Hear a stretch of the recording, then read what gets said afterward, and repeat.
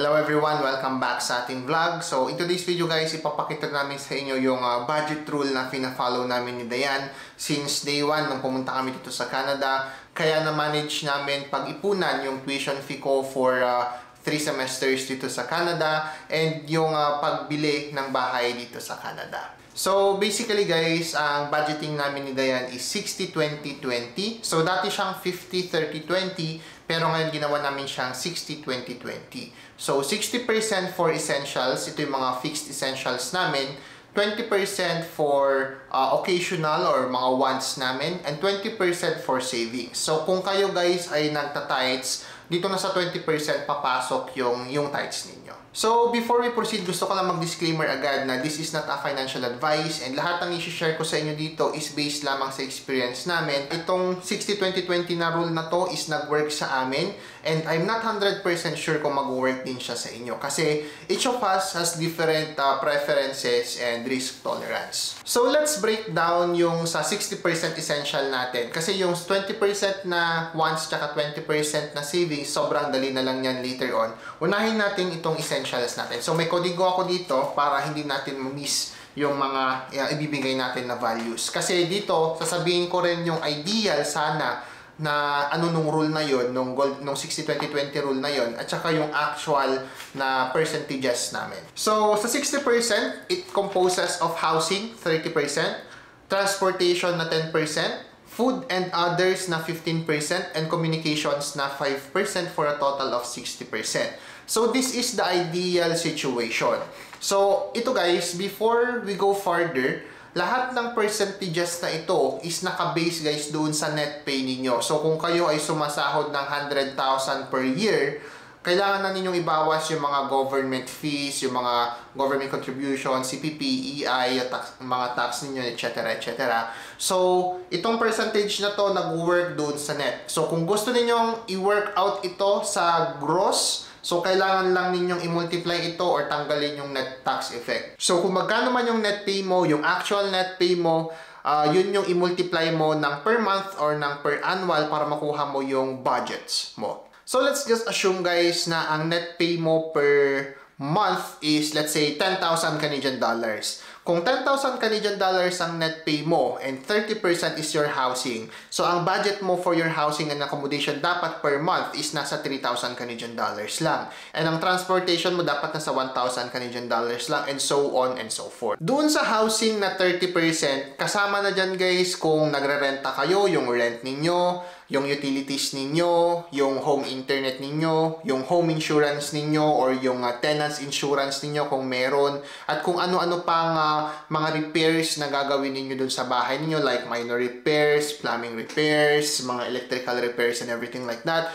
dapat manggagaling yun doon sa 30% na repair na yon. Doon naman sa transportation guys na 10%, ito yung ideal sana, no? Pero minsan tumataas or minsan mas mababa. Depende na lang kung meron kayong sasakyan or nag-commute lang kayo or nagbabus lang kayo. So sa transportation, ilagay nyo dito yung mga bus pass ninyo, yung loan payment ninyo kung meron kayong sasakyan na naka-loan, yung pang-change oil ninyo, yung gasolina ninyo, insurance kapag meron kayong sasakyan. So yun yung inclusions nung transportation na 10%.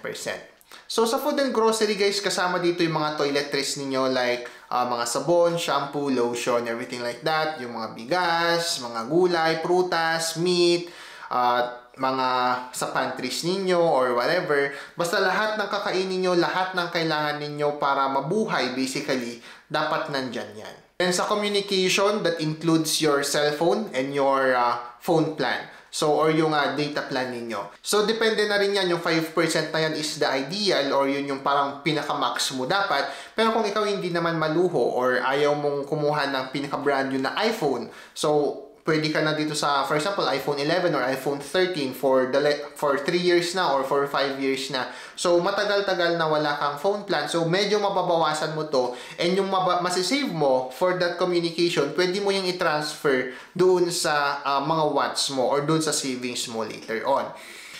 So basically, yun yung mga essentials sa pagbabudget ng 60-20-20. So punta naman tayo dun sa mga actual percentages namin ni Dayan right now kasi hindi namin masunod ng saktong-sakto itong 60-20-20 rule na to, no? So, ang accommodation namin right now is at 35%. Ang transportation namin is 10%.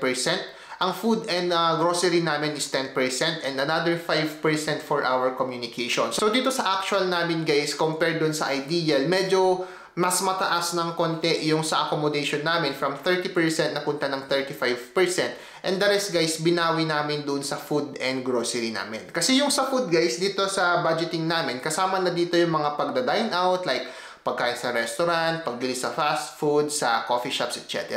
So, ang ginawa namin, nagkaroon na lang kami ng compromise na hindi kami masyadong gagastos doon sa mga pagda-dine outs namin para mabigyan namin ng konting adjustment yung sa accommodation namin. So, ang next part ng 60-20-20 rule is yung first na 20%. Yan yung mga wants ninyo. So, kung meron kang essentials or yung mga needs mo, ngayon naman is yung wants mo. So, naglaan kami ng 20% for our wants. So, anong mga meron dito sa 20% na to?